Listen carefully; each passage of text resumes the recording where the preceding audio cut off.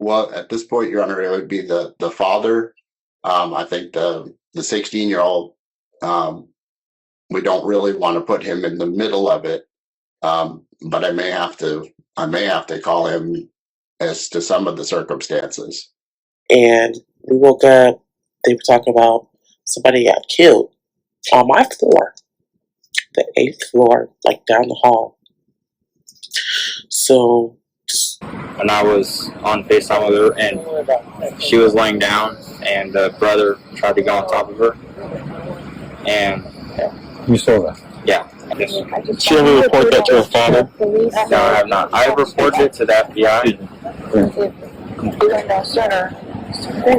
What is your name, ma'am?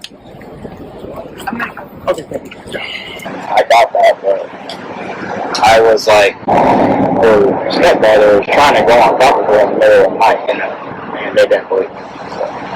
So you think this could have been provided?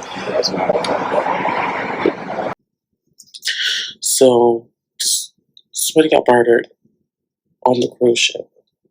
There is security standing in front of the door.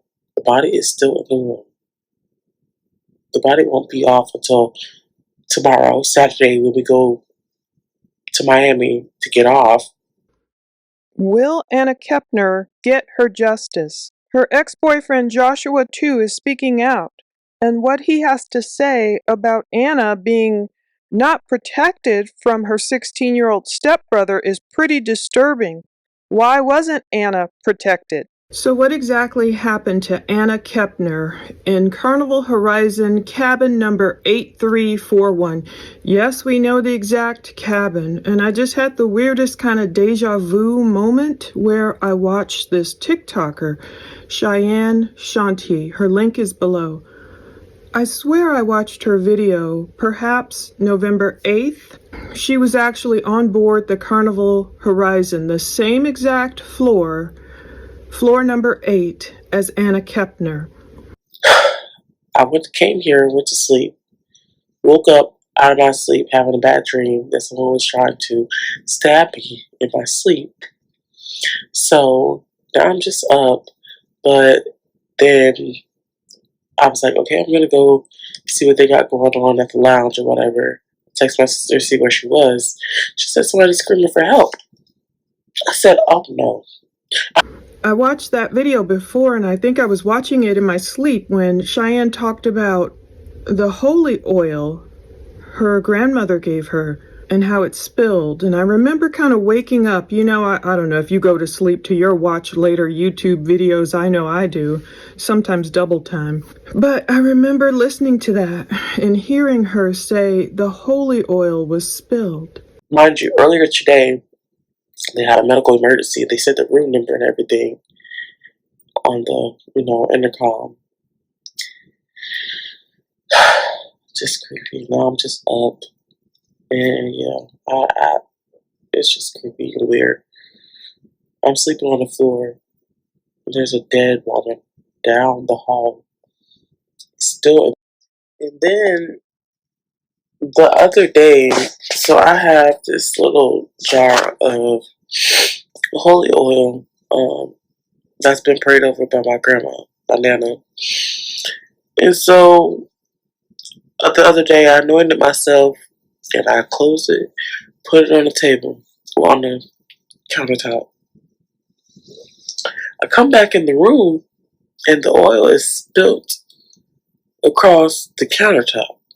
Oh my goodness, we're finding out, unfortunately, so much sad news about what Anna Kepner has suffered all this time. What, for the past year? Was it for the past year when her dad married Chantel Hudson, this new step family that came into her life, that took her life away? Her stepbrother, it's alleged, took her life away. Let's talk about all the new information. Unfortunately, we're learning today is Friday, November 21st. Now, Anna Kepner's ex-boyfriend, Joshua, too, he's only 15, but he spoke out after her celebration of life yesterday. And he's had a lot to say. And boy, am I grateful to learn that Anna was a believer in Christ and she was baptized earlier this year. But Josh, too, knew some things. He learned even more. He learned from Anna Kepner's bio brother, little younger biological brother, he had literally heard screams coming from her Carnival Horizon cabin,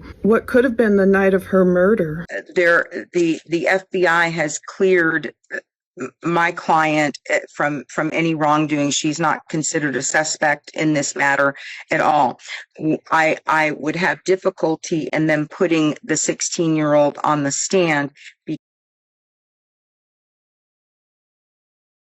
Okay, so this is what we're learning. Sadly, we know how Anna lost her life. We'll talk about that. We know her younger brother heard this commotion in the Carnival Horizon cruise cabin 8341, but he was somehow barred or locked out of the room. The FBI told him to stop speaking. We know Anna's stepmom, Chantel Hudson, is trying to get a gag order placed on her case. And when she was in court recently, Chantel's lawyer was complaining about being harassed by the media. We know that exact cabin number thanks to the TikToker on the Carnival Horizon cruise where it happened, same floor, right down the hall from her. We'll watch her video and talk about what she experienced and how she couldn't sleep. And she had a nightmare, I think, of someone stabbing her, and how that kind of plays into Anna's fears of Anna's stepbrother always carrying a knife around. Now, this stepbrother, he's 16. As far as I know it today, he's still not in custody. He reportedly went to the hospital after this crime, but he was released. We saw it in the court paperwork. So will he be arrested? Will he be tried as an adult? Most likely. And the fifth thing we're going to talk about today, number 5, Anna's stepbrother has threatened her in the past, and she was afraid to speak out. She was afraid to the point where she was sleeping in her family's dining room. And I'm thinking, why didn't any adults notice? Now, of course, I put no blame on this little brother, and I pray he is not blaming himself. We don't know what he did. We don't know if the little brother heard the screams and stuff being thrown around in this Carnival Cruise cabin 8341. And then did he go off and go, take more pictures? Did he know what was happening? We'll talk about it. Did he go tell his dad and his stepmom? Did they do anything about it? Anyway, this Carnival Horizon cabin number 8341, I had to look it up. I keep trying to get photos or video of the actual cabin. I want to see the bunk beds and everything. But it's a category 8D balcony stateroom. I saw the TikToker had written, room 8341 has a dead body. It's a balcony stateroom designed for maximum sea breeze. That's the way Carnival describes it. The most stunning views. So look to a balcony if you're looking to cruise aboard Carnival Horizon. Anytime you're in your room, you're steps away from your own personal outdoor oasis, featuring the sort of sea view you can also feel. This is important to know what kind of room it was, because people are wondering, why did this boy choose to do anything he did, but why did he allegedly, put Anna under the bed? And there is obviously room under beds for this. There's room for storage. People were wondering, it's a good thing he didn't throw her overboard. Well, maybe he knew. I don't know if he was smart enough to know the 16-year-old. He's called TH in the court paperwork. That's how I will refer to him. Maybe he wasn't smart enough or, strong enough. Thank God he didn't throw her overboard. As soon as someone goes overboard, generally, if they're of, a certain weight or whatever, there is a man overboard alarm. But the TikToker did speak of hearing the medical emergency earlier that day, and they named the stateroom, the cabin number 8341. And now it's all coming together. That's how Anna's dad knew to run to that room when he heard that medical emergency right after the cleaning crew, whomever found Anna under the bed. Yeah, every room does have a dedicated room steward. Carnival Comfort Collection linens. Is that what Anna was wrapped in? Plenty of closet and drawer space, in-room safe, television. It can accommodate up to 4 guests in this particular cabin. We know that cabin housed Anna, 18-year-old Anna, her 16-year-old TH stepbrother, who is looking more and more like her Grim Reaper every day, and her younger brother, whom of course I won't name either, but now we know how it happened. According to ABC News, Anna lost her life due to asphyxiation from a bar hold. Now, you might remember, if you follow wrestling or anything, I know, what was it, Ronda, what is her name? Ronda, the wrestler, I forgot her last name. She was famous for doing the arm bar. But the bar hold, and I don't want to demonstrate it, but it's just this choke hold, allegedly leaving bruises on Anna's neck. Honestly, part of me feels that's the way Chris Watts, what he did to his wife Shanann, because of the way the injuries were and because of her bruising. The FBI, of course, is investigating, but Anna reportedly lost her life due to asphyxiation from a bar hold. It's an arm across the neck. Some people do it that way. I don't know if this little boy followed wrestling or what. That's what a source briefed on the investigation told ABC News on Friday, today. So this news is out. It says investigators also found 2 bruises on the side of her neck. The FBI is declining to comment, citing the ongoing investigation, and the Miami-Dade Medical Examiner's Office also declined to comment on Friday. Now, according to the source, if this can be called any good news, any silver lining, preliminary information indicates there were no signs of sexual assault. We had heard that there probably was SA, according to what Anna's uncle had been typing. This is saying there are no signs of sexual assault, and that doesn't mean he wasn't trying to. Maybe, unfortunately, maybe that's what he was trying to do to her, because as we'll hear Josh say, he witnessed this boy sneaking into Anna's room before and, getting on top of her while he was literally, the boyfriend, Josh, was on FaceTime in the middle of the night, 3 a.m. Some people are like, what do you mean?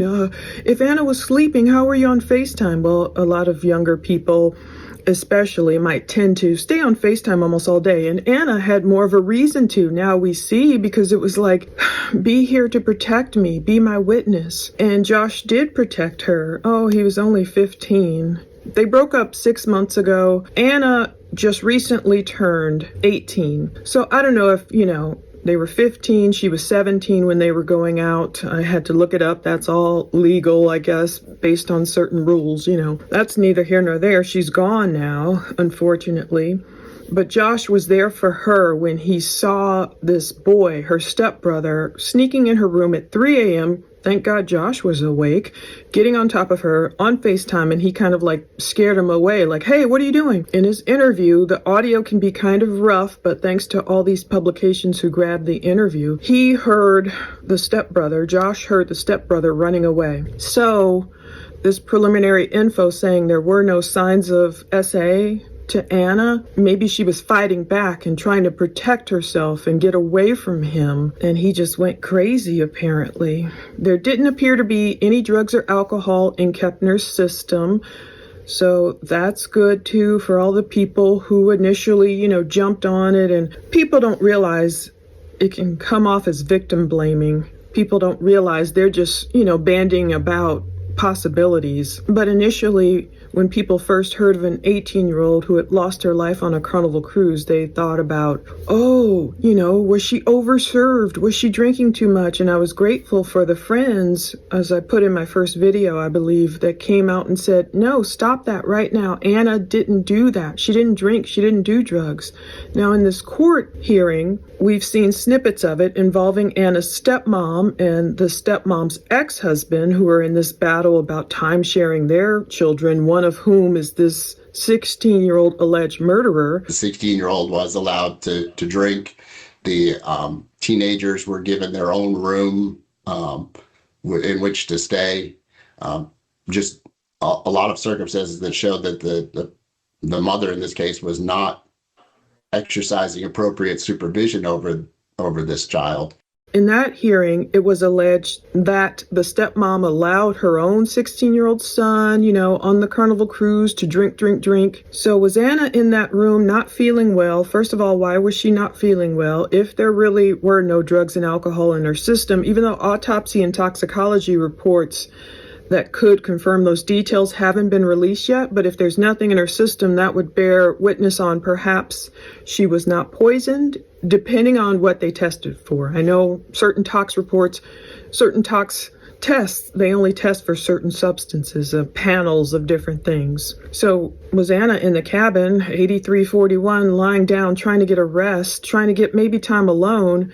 Both brothers come in there, but the little brother goes off to go take pictures. Who knows if the stepbrother even encouraged him maybe to, get out of here, to try and get time alone with Anna, whom he was obsessed with, apparently. This is just so disturbing. Very disturbing. It tells people signs to look for in blended families. Not all blended families are going to be this way, of course, but it's a cautionary tale on what the adults can look for before blending a family, especially of teenagers or any age. So the 16-year-old left alone there with Anna, was he drunk? Had he been drinking? Now, his mother's attorney, Chantel's attorney, refutes that. She's saying there's video and all this stuff on the cruise that proves no one was drinking, and there was no even drinking in the stepmom's house. We'll have to see if that bears true. But yes, this happened to 18-year-old Anna from Titusville, Florida. Her time of death was declared as November 7th, 11:17 a.m., but the brouhaha may have happened November 6th, that night, when the little boy heard stuff going on and wasn't allowed in the room, and maybe Anna lost her life to her stepbrother's hands right there that night, and he put her under the bed, wrapped her in sheets, but of course she wasn't found until the next morning. We don't know what state she was in. We don't know if she lost her life immediately, or did she suffer even more and then lose her life. I just believe she was declared dead soon after she was found. Some people are confusing that with, that's when she actually died at 11:17 a.m. Some people think, was she struggling all night under the bed and trying to breathe? Or it's horrible to think about, but she was found under that bed, wrapped in a blanket, covered by life vests. According to ABC, a security source briefed on the investigation, they talk about the unrelated filing in family court, which has shown us in black and white, 16-year-old stepbrother TH could face criminal charges. And hopefully he'll be, in custody before long, now that more details are leaking. So we know Shauna Hudson was on the cruise, the stepmom, Anna's stepmother. She was on there with her children, I guess the 16-year-old and the 9-year-old girl. And Christopher Kepner, who is Anna's dad, biological dad. And, of course, Anna's younger bio brother. Chantel is pleading the fifth in her custody hearing. She's like, one of my kids might face charges. Now let's talk about the upsetting stuff that Josh, too, has spoken out per the Daily Mail. I grabbed as much audio as I could and video from around the net, and I've linked to my sources below. Thank God they got this. Josh, he's only 15. He spoke to the media with his mother's permission, even though you could tell like his mother was kind of ready to go. I'm glad his mom was there. He said Anna's little brother heard yelling and chairs being thrown in the cabin. So this must have been November 6th when she was inside the room with her 16-year-old stepbrother. And Josh said Anna's little brother told him this stepbrother TH barred his entrance into the room. Okay, now sometimes it sounds like Josh mixes up his she with he or her. So the Daily Mail literally says, and then, quote, heard her yelling at her in a harmful way. So maybe he meant the little brother heard the stepbrother yelling at Anna in a harmful way, like shut the hell up and stuff like that. So in my mind, I'm thinking, did this stepbrother, was he even inebriated? Did he have anything in him? Whatever. He didn't have to. I mean, he's threatened her, it seems like, in the past. Was he trying to assault Anna? And then all of a sudden, she fights back. Maybe she threatened, like, hey, I'm finally going to tell people, because she was afraid, and he had threatened her. And did he just was trying to shut her up? Oftentimes, that's how strangulation cases go, unfortunately. So it says, and that's when he knew something was going on. There was screaming going on. Something was banging around, like chairs were getting thrown around in the room. But Josh says, the little brother, but he wouldn't talk to me anymore. He said the FBI told them that if they talk, they'll get arrested because it's tampering with an investigation or something. Wow, I did not know the FBI could threaten people that way. like if the little boy wanted to talk to Josh, I don't even know if that's true. If the little boy wanted to talk to Josh, his biological sister's ex-boyfriend, whom he probably trusts and loves, and is talking to him about what he heard, would the FBI really say, you can't talk anymore, you'll get arrested, tampering with an investigation? I don't know. Is that something Chantel, and Chris Kepner came up with to put the fear of God in this little boy? Anyway, Josh, he sounds like a stand-up kid. He called the FBI because he was so concerned about what he had been told. They told me they're glad I gave them the information, he said. So I'm glad he passed that along to the FBI. If the little boy had not been, I'm sure the little boy's been interviewed, but if he hadn't passed that on to the FBI, Josh was making sure the FBI knew that. He spoke after Anna's celebration of life, and he talked, we'll watch it, about catching the 16-year-old stepbrother about 9 months ago trying to get on top of Anna during that late-night FaceTime call. He's an ex-relationship. You need to tell me you gotta go. Only take a second. Your name is Josh, too. Spell your last name. TEW. All right, and how old are you? 15. 15. And how did you meet Anna? Through a past relationship last year. And how did you actually meet with her? In school? At school. At school. What type of person was she? She was a great woman, I met her at school. And the circumstances behind her death, you found them to be suspicious? And if so, tell me why. It was suspicious because I knew that the brother did it, and yeah. How do you know that? Because of the past things that happened with him, like I was saying. Which were those? About the FaceTime and stuff. What's the FaceTime? Whenever I was on FaceTime with her, and when I was on FaceTime with her, and she was laying down, and the brother tried to go on top of her, and You saw that? yeah. And how then did she react to that? I was like, "What the hell are you doing in the room?" Then he got scared and ran away, and I heard his footsteps running through the house, because he got caught.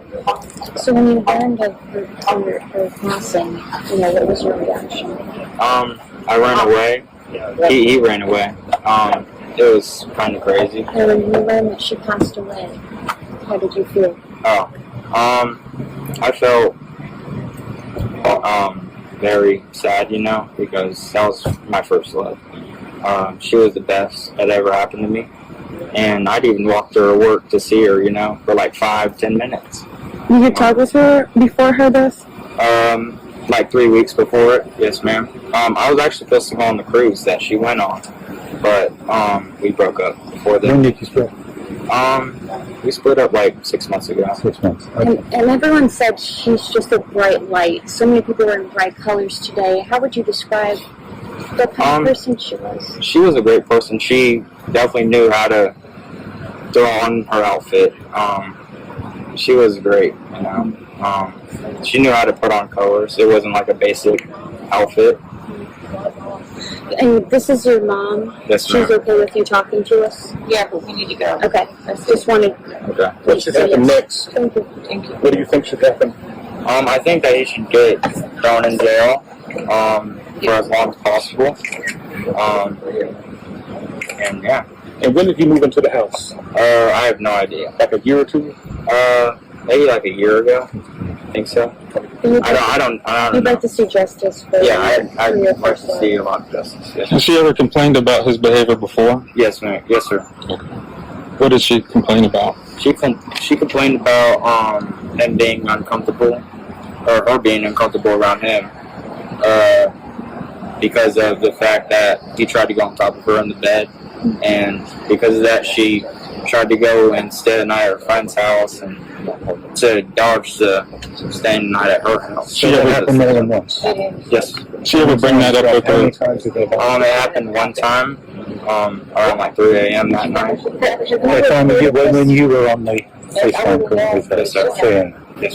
Did she ever report that to her father? No, I have not. I have reported it to the FBI. What is your name, ma'am? Okay, thank you.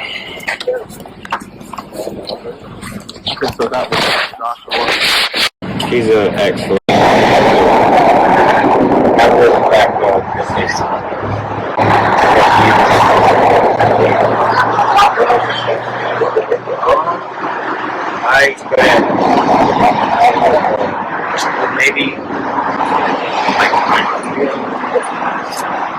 Joshua, from what you know, what do you think happened in the room?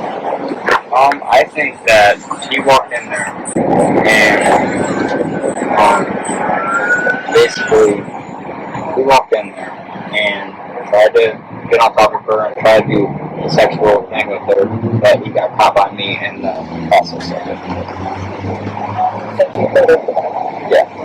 And she got scared of it and had to go sleep over the phones and whenever she could at mine, but she never could because her stepmom was very destroying of it. And I got that, but I was like, her stepbrother was trying to go on top of her in the middle of the night, and they didn't believe me.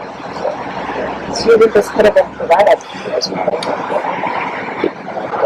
What is this like, just being here and, being at with your ex-girlfriend? Yeah, it's a little crazy, but at the same time, it's been like we had a lot of memories together. She was involved in a lot of her family and stuff. I love her as well. This is the ex-boyfriend. What do you want for She deserves the best. Anyone who could ever deserve a great life, great career. But she couldn't get that. But she's living her life in heaven. Guys, I need two. Come out. I need you guys both over the aisle and walk two selfies together. Walk slow.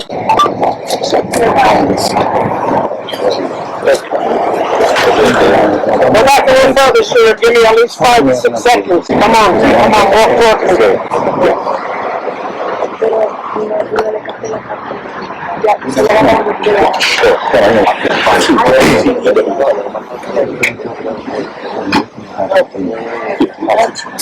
Yeah, let me just triple check really fast. I need to get on my. Is your buddy still here? Okay, we need to Okay, so that was Joshua, the ex-boyfriend of Anna, and we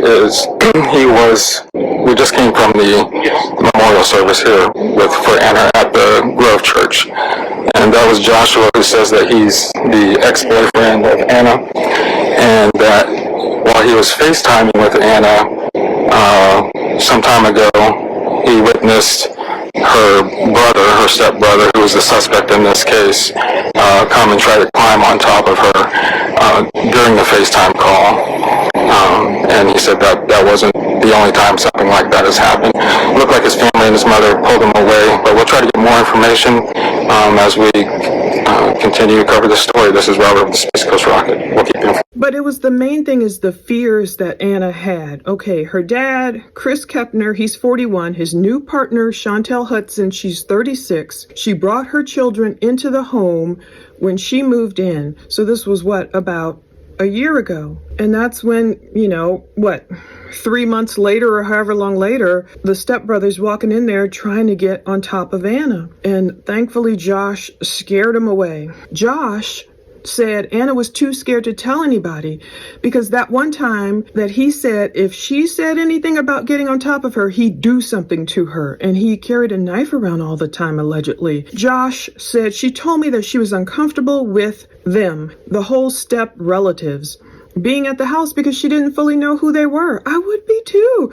Your dad is there, and we'll get into maybe his history. Tabitha, that's the first stepmom. We have to verify all this. But, these strangers basically are in your house. It's like, oh my goodness. Josh said their dad had just met this woman not even like a year ago, and she doesn't really like her. Anna didn't really like her stepmom. She has an attitude most of the time and was very controlling over her. Oh, but I told her they're going to be your parents at the end of the day, And this is the part that got me. Anna slept in the dining room of the house. But most of the time, she did sleep in her friends' beds and stuff because of her being uncomfortable with him being at the house. Wouldn't her father pick up? I'm sorry. I know he lost his daughter, but this is really angering me. I've been trying to hold back. But these adults, wouldn't he know something's going on with my daughter here? Even if she's afraid to tell me, she doesn't like these people I brought in the house. Or were his needs more important?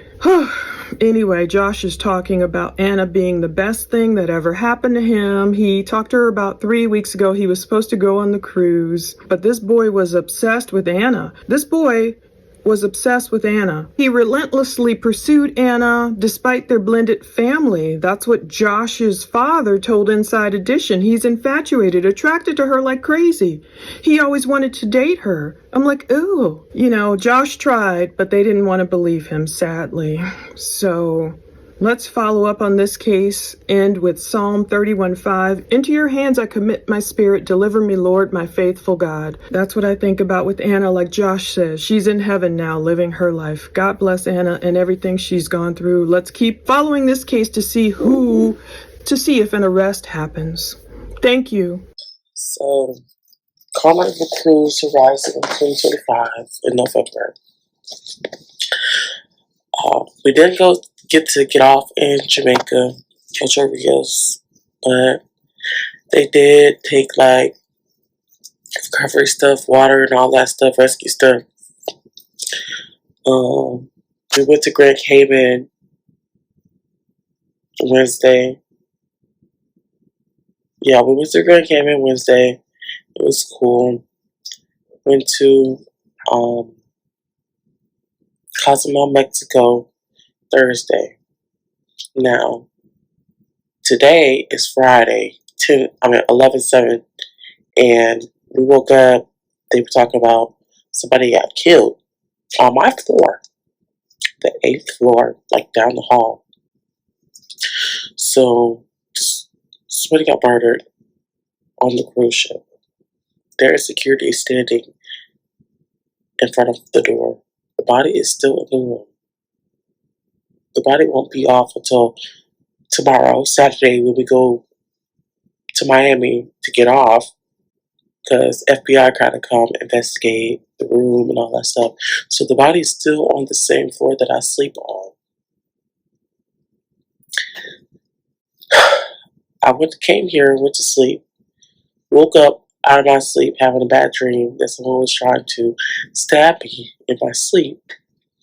So now I'm just up, but then I was like, okay, I'm gonna go see what they got going on at the lounge or whatever. Text my sister, see where she was. She said somebody's screaming for help. I said, oh no. Oh no. No. I'm not leaving my room. I got some scissors in my makeup bag pumping again. And when I say I'm gonna hold them close, man, these people, it's creepy.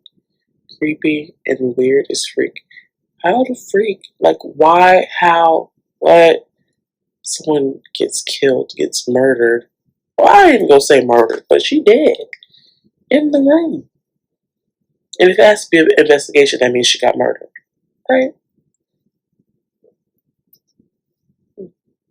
It's not like it was a health issue. Oh, mind you, earlier today, they had a medical emergency. They said the room number and everything on the, intercom.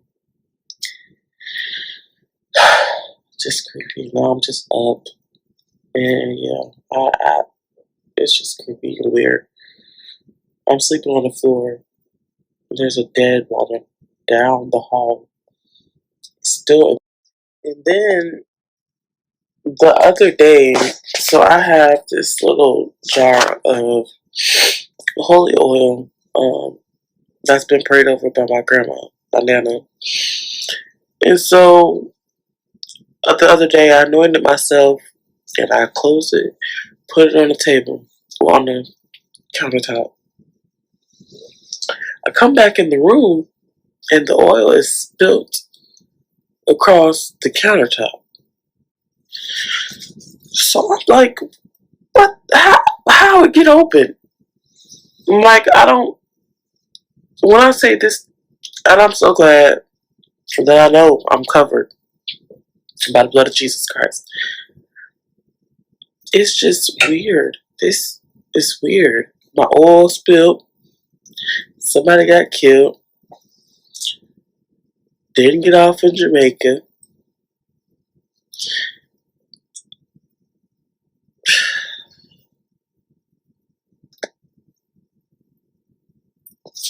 don't know. Just one more freaking thing. 3 nights. Well, okay. Today, last night, and the night before last. 3 days in a row, I've had bad dreams on this ship, boat, cruise.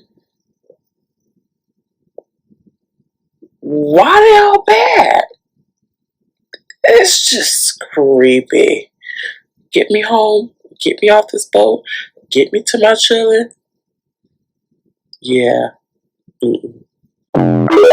Just a lot of circumstances that showed that the mother in this case was not exercising appropriate supervision over this child.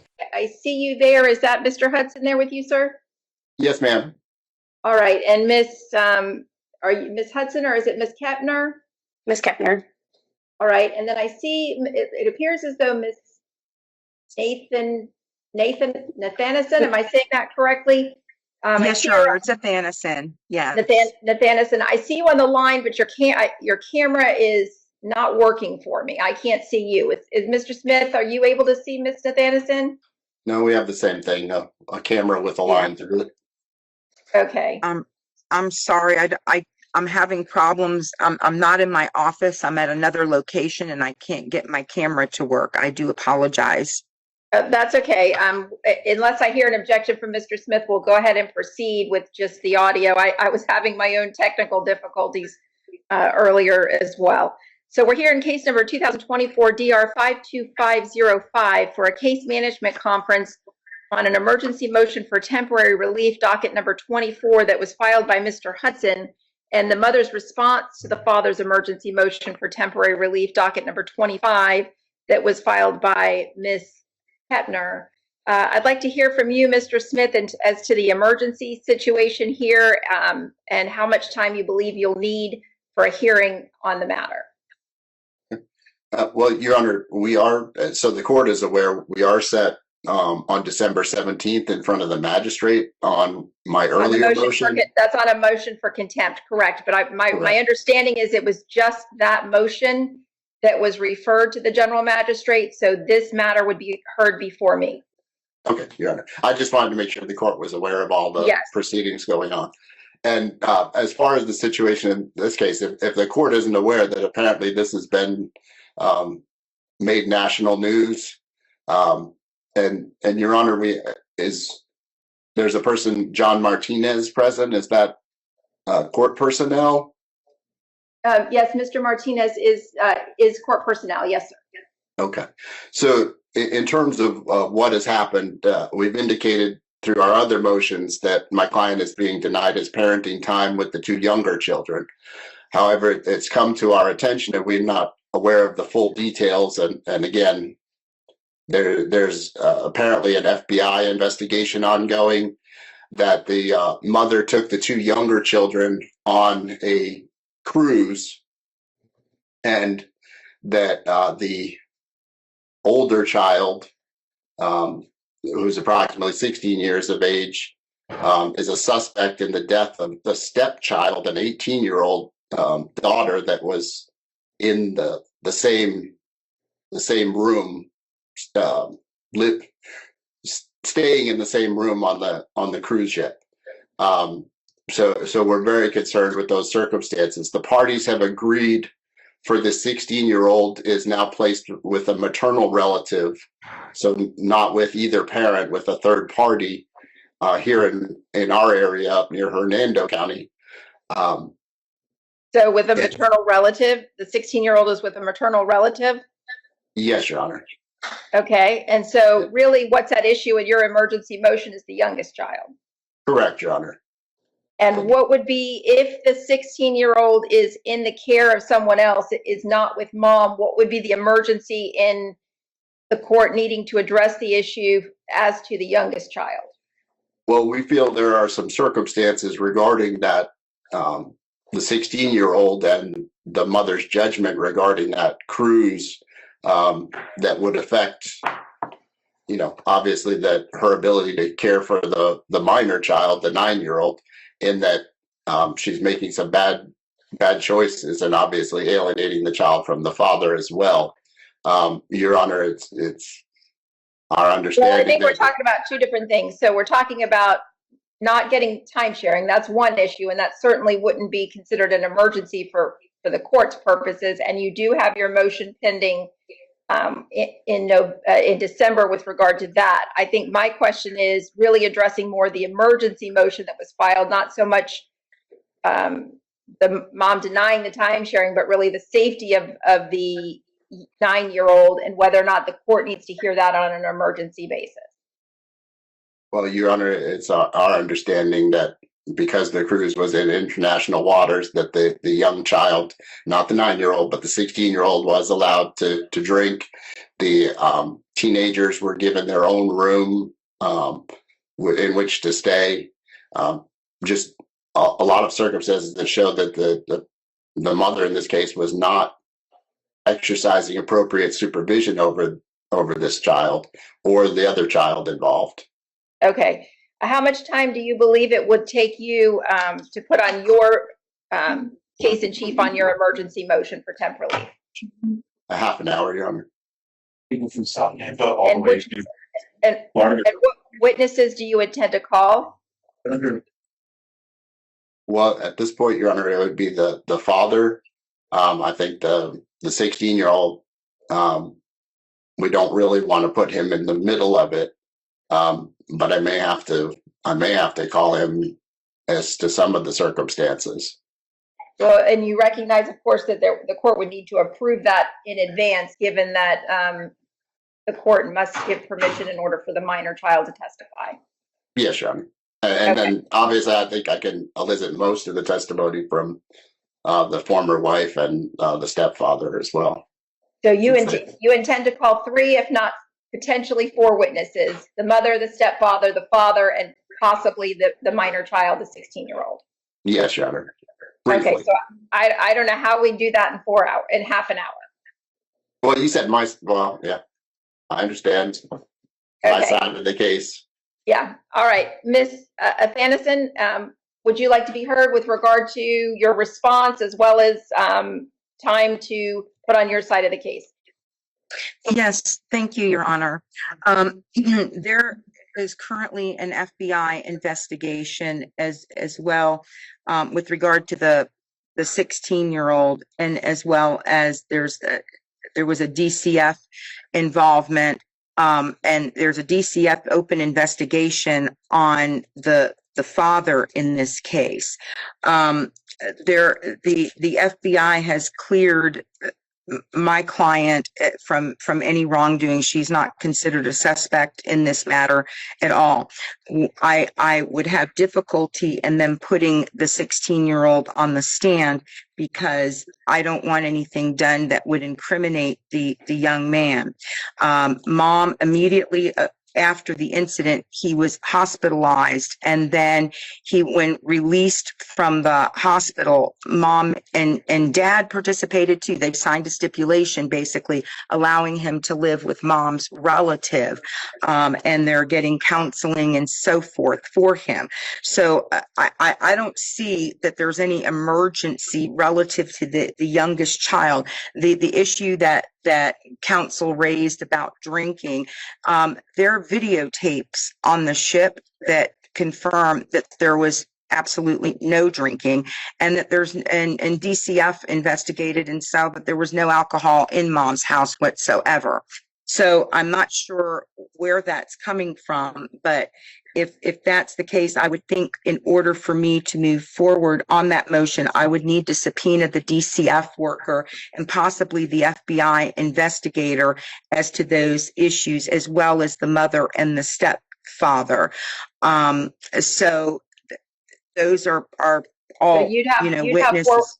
You'd have 4 witnesses as well. That is correct, Your Honor. And I would think, at least on my end, and I mean, I'm going to think it would need at least an hour and a half. I mean, because it seems like an hour seems like a long time, but it's not really when you start putting witnesses on the stand. For me, I'm thinking this is a 2.5 to 3 hour hearing. Yes. By the sounds of it. Yes. I do believe that I need to hear this on an emergency basis. So I will ask my judicial assistant what is the first available time I have to hear this. Ms. Offerman? December 1st at 9 a.m. Can I speak? He has a psychiatrist appointment on December 1st. Ma'am, just a second. Hold on. I want you to be able to talk with your attorney before you speak. If she says it's okay for you to speak, okay. I'm okay with that, but I think you need to run that by her first. Yes, ma'am. Your Honor, I have a hearing at 9:45 in Pasco County on a motion for contempt that I have to be in person for. So I can't be available at 9 a.m. Okay, well, this is an emergency motion, so that this would certainly trump the motion for contempt in Pasco County. Okay. I mean, I would have to ask the judge's office. If they would allow the continuance. Is it your motion? No, I'm defending it. All right. What else do I have, Ms. Opperman?